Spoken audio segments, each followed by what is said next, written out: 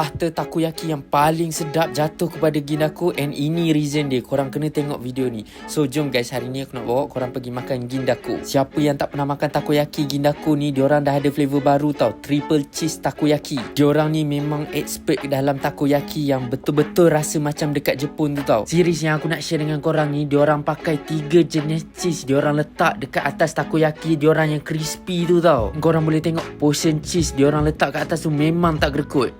Untuk series baru ni, diorang ada 2 item baru tau untuk triple cheese. Triple cheese takoyaki dengan spicy triple cheese takoyaki. Yang first ni, yang aku try ni, dia punya triple cheese takoyaki. Yang lagi best, diorang pakai 3 jenis cheese tau. Mozzarella cheese, cheddar cheese slice dengan nacho cheese sauce. Korang takkan rasa muak tau. Lagi-lagi dia punya spicy triple cheese takoyaki dia ni. Yang ni dia tambah spicy teriyaki sauce. Cheese lover korang wajib try sebab korang akan dapat rasa 3 jenis cheese campur pula dengan takoyaki dia yang crispy tu memang sedap. Alang-alang tu korang boleh juga rasa dia punya matcha latte. Apa pun kita santai-santai je.